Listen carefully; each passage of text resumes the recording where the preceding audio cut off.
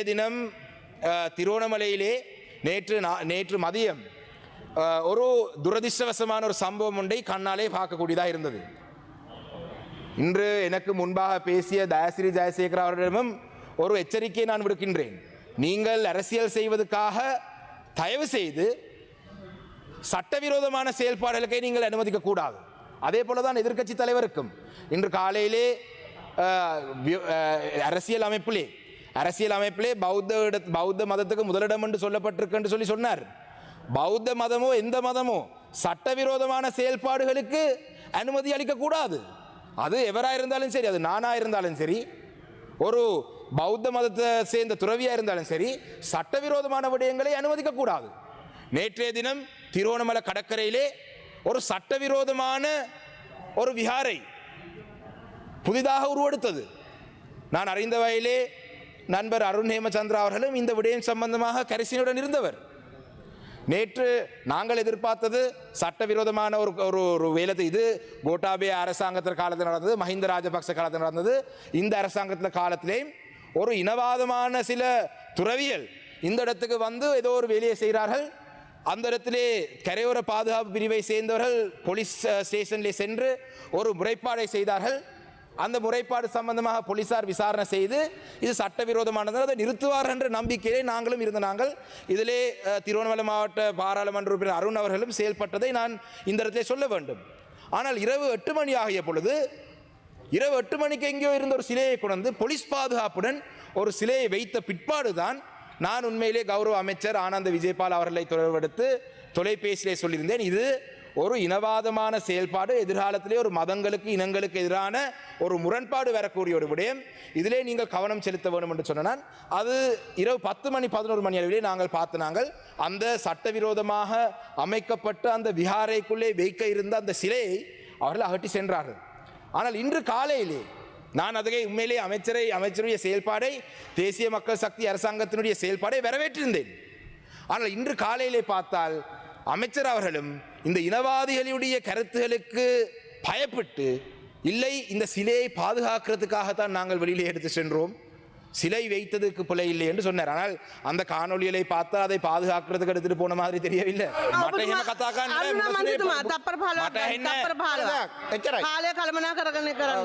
ගරු මූලාසුරන මන්ත්‍රතුමනි, අතර දීපයක නවේ අපේ ප්‍රශ්න අනු දෙක මම පොයින්ට් එක කියන්නම්. ඔබතුමී වරදක් කරන්න එපා. ඒ පැතරේම දීලා ඔබතුමී නඹට හොඳ නැහැ.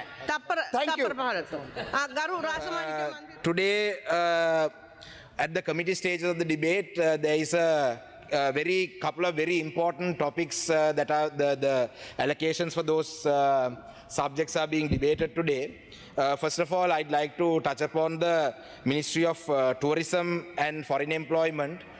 Honorable Minister and the Deputy Minister are both present in the chamber. Honorable Ministers, to improve the tourism sector in the northern province and the eastern province is not going to happen with any sort of allocations that you create or any sort of tourism development authority or building a little park in the north or building a little garden in the east. That is not how you could develop the tourism in the north and the east. The only way to develop the tourism sector in the north and the east, where the north and the east can also contribute to this country's economy, is through developing the connectivity to the north and the east. Now a year has passed under this NPP government.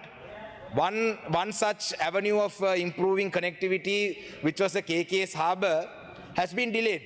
Now we are beginning to hear good things that the KKS harbour will finally be commissioned for development this year. So we are happy. We thank you for that. At the same time, we would like to urge you to look at developing the Palali International Airport. When we recently concluded a tour to the Palali International Airport, the Civil Aviation Authority told us that the 1948 runway, that the surface need to be relayed for the tourism, for the A320 plane to land. Now that's not a major development that you need to do, Honorable Minister. So if you are really interested in developing the tourism sector in the north, please look into improving connectivity. I know it's not the Ministry of Ports and Aviation is not your ministry, but still, as a tourism minister, please, I would like to encourage you to look into that. At the same time, there are some allocations to develop the Hinguragoda domestic airport under this budget. Along with that, the Batiklo International Airport is also there, it's able to function. So if you are able to intervene, or if you are unable to intervene, please give us the responsibility. Give the Tamil parties, the Tamil members of parliament the responsibility. We will help you improve connectivity in the north and east. So is the Thalemana Rameswaram ferry. To build the pier, there is money. There are investors who are ready. So please, without talking about different projects that you are planning to undertake to develop the tourism sector, please look into the connectivity aspect. And at the same time, the Foreign Employment Bureau also, I'd like to thank my friend Arun Hemachandra also. I think there's a new scheme that has been launched to give domestics who fly to those countries to buy the airline tickets on a concessionary basis. That's a very welcome, that's a move that we welcome. At the same time, Honorable Deputy Minister, I'd like to urge you to look into the Foreign Employment Bureau's activities where some women and some men are flying to Middle Eastern countries without proper visas, on tourist visas, and then they are arrested there and their lives are destroyed. There are a lot of them languishing in prisons there. So I'd like you to look into that as well. And one more thing, the tourists who come to this country, I know you boast about the number of tourist arrivals, but however, the number of tourists who arrive in this country, do we really get the estimated revenue from them is a big question mark. Because most of the tourists that we see today, they are not the ones who are going to spend over $150 per day as your ministry has put out. So please look into that, because you, both of you, the Honorable Minister and the Deputy Minister, have a huge responsibility, because the Foreign Employment Bureau and the Tourism Ministry are two main streams of foreign exchange earning streams for this country. So you have a big responsibility on your hands, and I would like to wish you all the best. Now again, with the Foreign Ministry, it's very unfortunate that the minister in charge has gone to Geneva, and the minister has proposed, or minister has suggested to the Office of the Human Rights Commissioner that a domestic mechanism will be used to address accountability issues in this country. Now, Honorable Minister, you are very aware that the victim community have rejected any domestic mechanism. And so I don't know who you are planning to engage with on your domestic mechanism. I don't even know if you are aware of what your domestic mechanism is even. The previous government spoke about a Truth and Reconciliation Commission. We rejected that as well, because there was no international participation in it, and there was no accountability, there was no judicial mechanism. So I don't even know if you know what your own domestic mechanism is, but you keep saying that the NPP government stance is a domestic mechanism, and the reason you give for that is because that you have said that there would be a divide amongst the communities if there's international involvement. Now, along with that, I think I can say this Justice Ministry and these are both connected. In the Justice Ministry also, the Office of Missing Persons, Office of Reparations, we have rejected. But I heard Honorable Harsha De Silva also said something similar to what I'm about to say about the Office of Reparations. Out of the 5 members in the Office of Reparations, the government has endorsed, the President has endorsed 3 persons who have military backgrounds. Now, we don't have a personal, we have no personal issue with the persons, rather I don't have a personal issue with the persons who have been named to it. On principle, how can you have an Office of Reparations that is looking into paying the victims reparations or compensation, and 3 military personnel are involved on that reparation committee or the board? That is unacceptable. Now, along with that, Honorable Chair, there is another important matter that I would like to raise. Now, நேற்றைய தினம் திருவண்ணாமலையிலே நேற்று மதியம் ஒரு துரதிர்ஷ்டவசமான ஒரு சம்பவம் ஒன்றை கண்ணாலே பார்க்கக்கூடியதாக இருந்தது.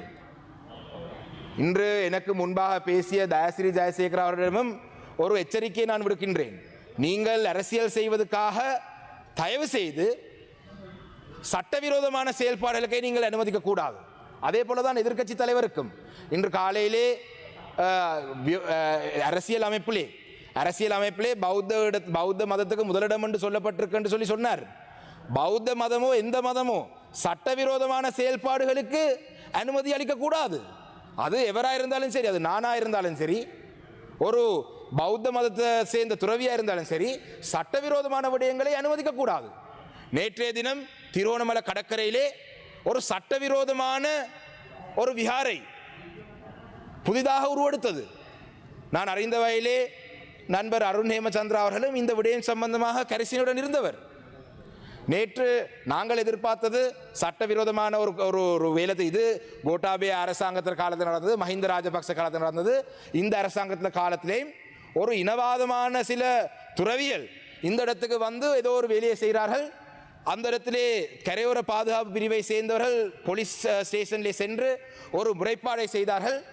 அந்த முறைப்பாடு சம்பந்தமாக போலீசார் விசாரணை செய்து இது சட்டவிரோதமானது, அதை நிறுத்துவார்கள் என்ற நம்பிக்கையிலே நாங்களும் இருந்த நாங்கள் இதிலே திருவண்ணாமலை மாவட்ட பாராளுமன்ற உறுப்பினர் அருண் அவர்களும் செயல்பட்டதை நான் இந்த இடத்திலே சொல்ல வேண்டும். ஆனால் இரவு 8 மணி ஆகிய பொழுது, இரவு 8 மணிக்கு எங்கேயோ இருந்த ஒரு சிலையை கொண்டு போலீஸ் பாதுகாப்புடன் ஒரு சிலையை வைத்த பிற்பாடுதான் நான் உண்மையிலே கௌரவ அமைச்சர் ஆனந்த விஜயபால் அவர்களை தொடர்பெடுத்து தொலைபேசியிலே சொல்லியிருந்தேன். இது ஒரு இனவாதமான செயல்பாடு, எதிர்காலத்திலே ஒரு மதங்களுக்கு இனங்களுக்கு எதிரான ஒரு முரண்பாடு வரக்கூடிய ஒரு விடயம், இதிலே நீங்கள் கவனம் செலுத்த வேண்டும் என்று சொன்னால் அது இரவு 10 மணி 11 மணி அளவிலே நாங்கள் நாங்கள் அந்த சட்டவிரோதமாக அமைக்கப்பட்ட அந்த விஹாரைக்குள்ளே வைக்க இருந்த அந்த சிலையை அவர்கள் அகற்றி சென்றார்கள்.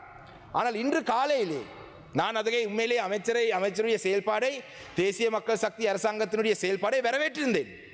ஆனால் இன்று காலையிலே பார்த்தால் அமைச்சர் அவர்களும் இந்த இனவாதிகளுடைய கருத்துகளுக்கு பயப்பட்டு, இல்லை இந்த சிலையை பாதுகாக்கிறதுக்காகத்தான் நாங்கள் வெளியிலே எடுத்து சென்றோம், சிலை வைத்ததுக்கு பிழை இல்லை என்று சொன்னார். ஆனால் அந்த காணொலிகளை பார்த்தால் அதை பாதுகாக்கிறதுக்கு எடுத்துட்டு போன மாதிரி தெரியவில்லை, அதை அகற்றினது தான். ஆனால் அதிலே இன்னொரு விடயத்தை சொன்னார், சிலைக்கு பாதுகாப்பு இல்லாதபடியினால் நாங்கள் அதை அகற்றினோம் என்று சொன்னார். நான் கௌரவ அமைச்சர் அவர்கள் இந்த இடத்துல சபையிலே இல்லை, பிரதி அமைச்சர் இருக்கின்றார். நான் அமைச்சருடைய அந்த கருத்தை வன்மையாக கண்டிக்கின்றேன்.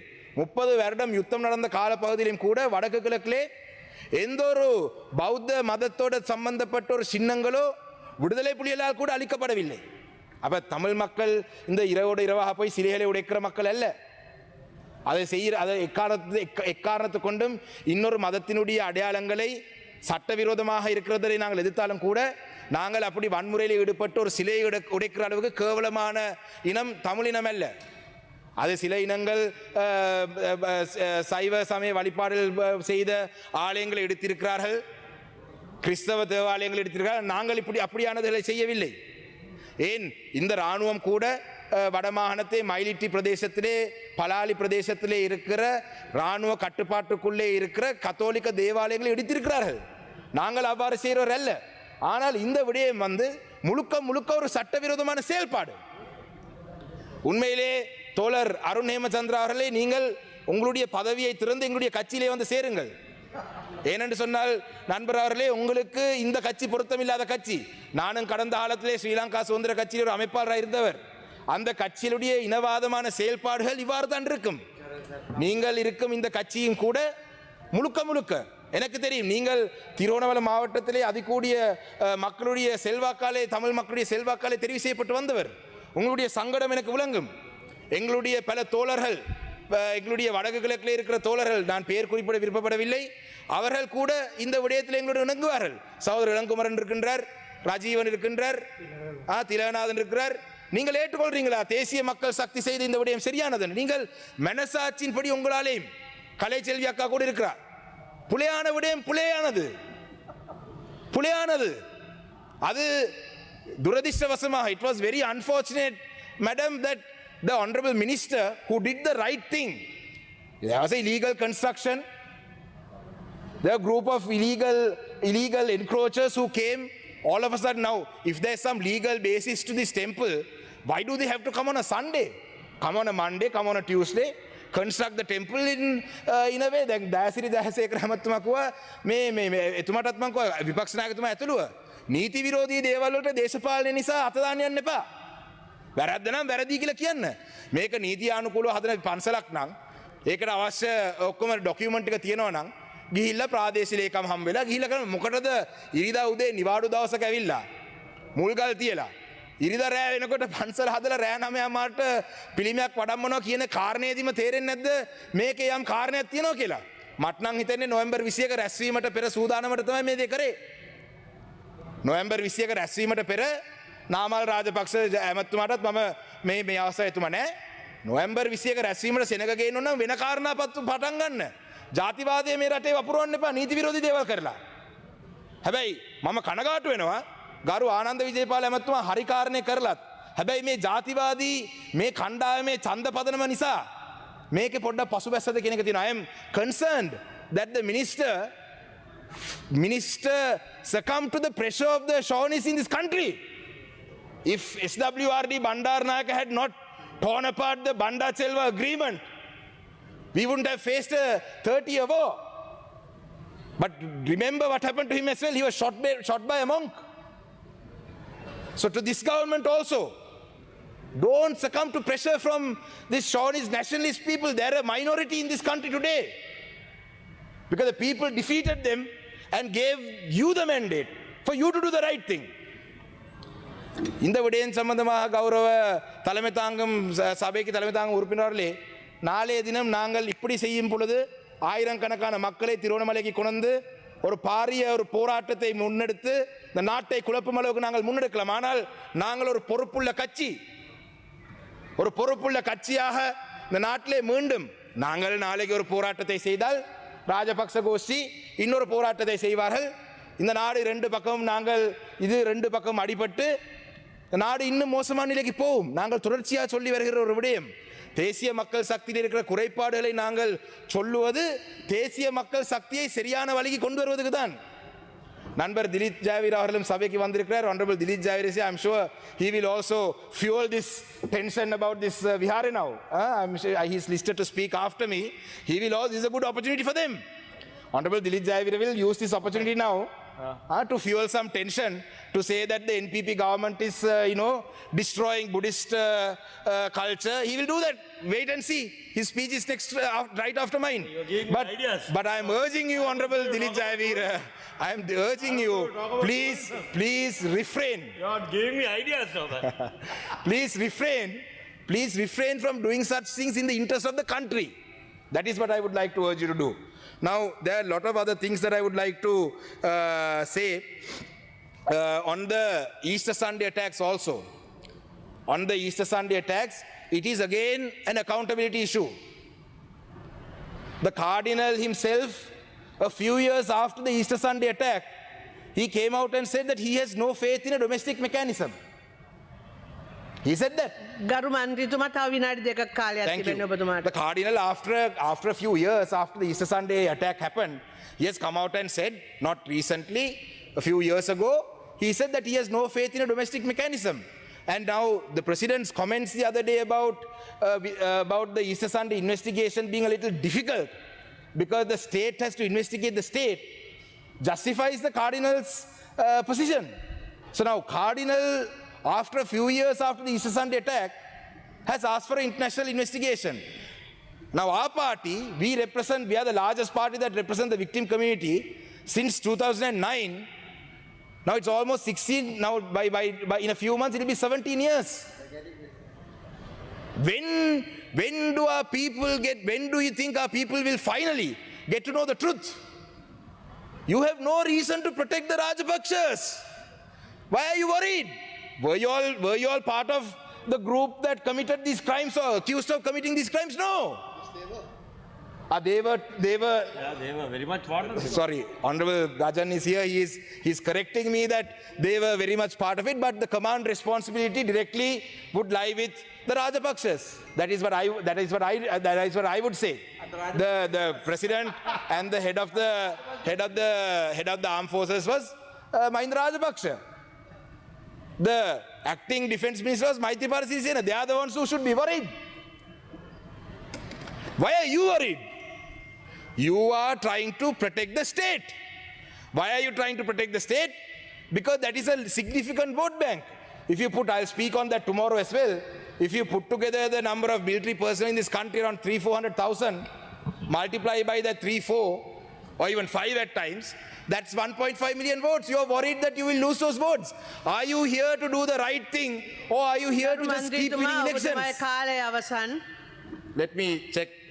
තව විනාඩියක් තියෙනවා. නෑ 2:04ට ඔබතුමිය කීයට පටන් ගත්තද දන්නේ නැහැ.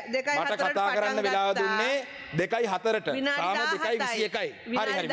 හරි. ඒකට කාල නාස්ති වෙනවා. අපි විනාඩියම අවසන් කරන්න. ඒක නිසා ගරු මේ අවස්ථාවේ විජිත හේරත් ඇමතුමා තමයි කැබිනට් ඇමතිවරයෙක් හැටියට මේ ඉදිරිපේ ඉන්නේ. ඔබතුමා දන්නවා ඔබතුමාලාගේ ආණ්ඩුවේ මැතිවරණ ප්‍රතිපත්ති ප්‍රකාශයේ දුන්න පොරොන්දු ඉෂ්ට කරන්න කියලා පමණයි අපි ඉල්ලන්නේ. ත්‍රස්තවාදය වැළැක්වීමේ පනත පිළිබඳව ගරු ඇමතිතුමත් එක්ක මම කතා කරා. එතුමා කිව්වා කමිටුවක් පත් කළේ කමිටුවේ වාර්තාව ලැබිලා තියෙනවා. මම ඉල්ලා සිටිනවා එතුමාගෙන් මේ කමිටුවේ වාර්තාව පබ්ලික් කරන්න.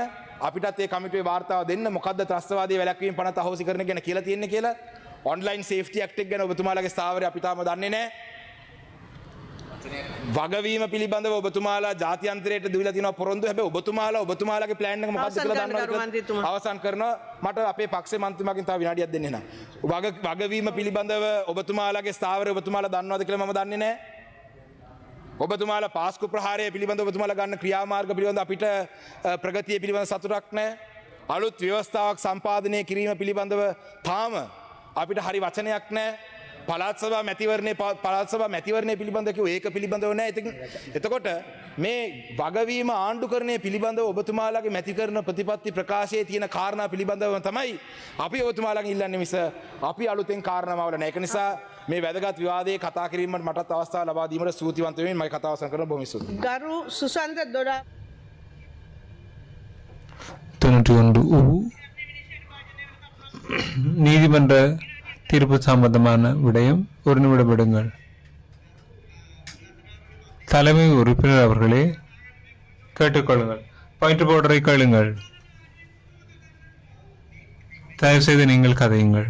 இந்த இடத்திலே தயசிறி ஜெயசேகர உறுப்பினர் அவர்கள் முன்வைத்த விடயம் பல உறுப்பினர்கள் அதை தொடர்ந்து முன்வைத்தார்கள். இந்த திருகோணமலை பிரச்சனை தொடர்பாக கௌரவ உறுப்பினர் அவர்களே, இதன் போது நான் நிதி அமைச்சினுடைய செயலாளருடைய ஆலோசனை பெற்றுக்கொண்டுதான் நான் கதைக்கின்றேன்.